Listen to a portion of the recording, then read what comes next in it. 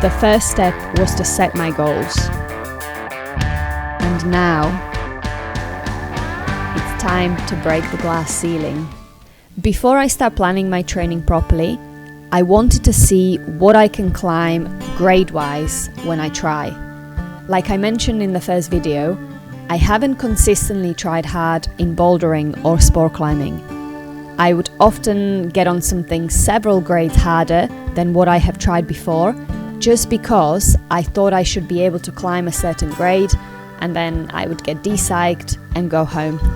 Or I would try very easy grade problems that should be well below my ability and struggle and go and hide my bruised ego, complaining about how gridstone is hard and reachy. I had a different journey with trad climbing. A few years back, when I was pushing my grade, I remember having this feeling of wanting to explore what I'm capable of. There was no pressure of sending, just a curious mind about finding what my limit was. I progressed fast because I had been climbing for a few years at that point, and so I had the physical ability to do those climbs. I just had to realize it and try them. I remember feeling that this was a really good mindset for me, and I thought this would be a really good approach to take right now. So, with that in mind, what can I climb right now with no extra training or plan, just by going out climbing and trying a few problems or routes? I wanted to try hard in all three disciplines over the next 6 to 7 weeks.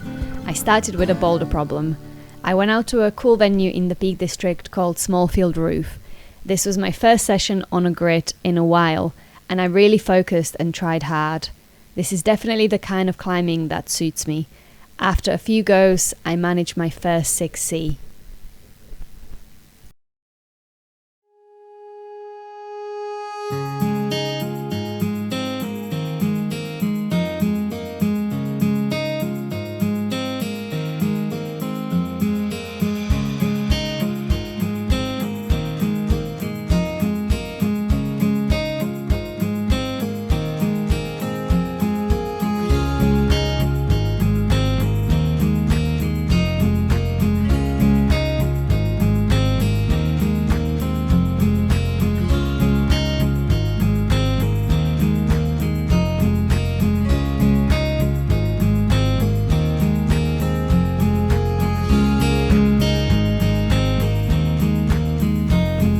There is also another cool 6C, which I started to work out the moves on.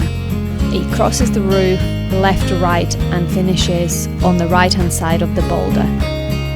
I was really surprised, but after quite a few goes I did that one too.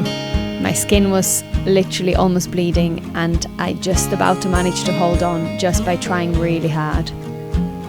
Unfortunately, my camera died halfway through the session because I was recording so much, so I don't have the other send on camera.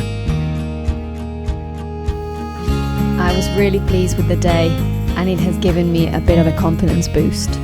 Sends on grid do happen for me after all, if only I choose the right problems and try hard enough. Okay, time to clip some bolts. I have only ever done one 6C in America.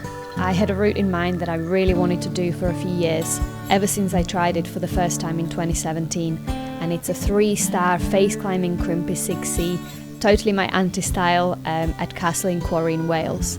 I went out with my boyfriend Alex in the evening, worked it and sent it first go next morning.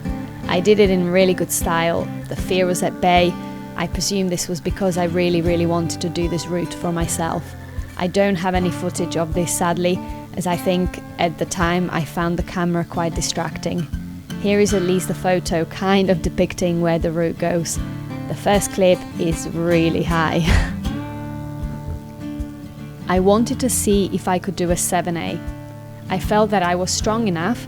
It was just about finding the right one, which ended up being Rubicon, probably the most climbed 7A in the peak. Described by the guidebook as low 7A for the muscle-bound gorillas. Basically, it is a boulder problem. Perfect. I tried it a few years ago and didn't do much progress. I have been indoor bouldering a lot since then, so I felt like I had a good chance. I tried it and was really surprised that it felt doable. It took me about 4 sessions though to work out the crux move. When I did it, it felt really good and like I had a good flow. There was very little fear, unlike my red point attempts previously. I think it is also because I had real intrinsic motivation to do the route. I knew I could do it, so the will to do it was bigger than the fear of falling or failing. I have not only set the camera in portrait mode, but it also ran out of storage, so it turned off after 2 minutes, just before the crux. I know this doesn't make a very entertaining video. I promise I will get a lot better at capturing the footage. I think when I started to record myself, I felt quite self-conscious and I didn't want to add more pressure on myself or my climbing partners. I think there is certainly a different vibe at a crag when you whip your camera out. I have now learned that this is part of documenting the process and the journey for me, and I'm trying to do it in a way which is not distracting to myself and other people. Regardless of whether it is captured on film or not, I did it, and that is what matters in the grand scheme of things. I enjoyed the process and I was really happy with it. Again, this has given me some more confidence. So, what's next? This is where I thought I'll change to trad. I had an E3 in mind, which I have been wanting to do for years, Black Hawk Bastion. Well, that didn't happen because I took one look at Brachiation Dance. I have never heard about this route until my friend David asked me to belay him on what was his second go. It looked so fun and I really wanted to have a go. It basically looks like a harder version of Rubicon, with a slab to start you off, after which you start pulling through the roof on what feels like surprisingly good holds.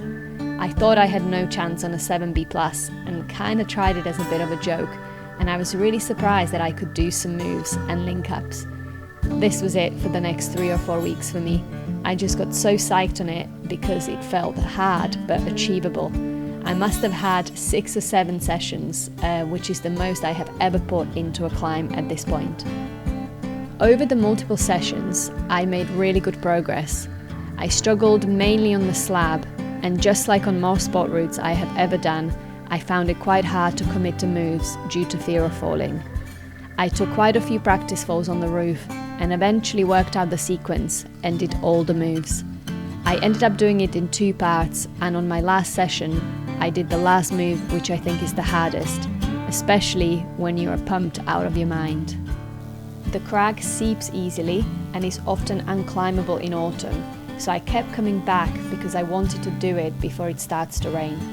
I haven't done any projecting other than Rubicon, so by the end, the motivation and psych turned to frustration, and it started to be obvious that my mindset had changed. I kept pushing because I wanted to climb the grade, and I was looking forward to it being over and done with. It was time to leave it and come back to it next season. Over this 7-week period, I tried to break my glass ceiling. The aim was to raise my minimum grade and try harder problems and routes than what I thought I'm capable of. Grades are not everything, but they are a good benchmark. When I look at the amount of time I went climbing in that period, I can say that I have put the work in, learned a ton on the way, and most importantly, took another small step towards my goals. The future is very far away, but slowly it is starting to shape, one small goal at a time.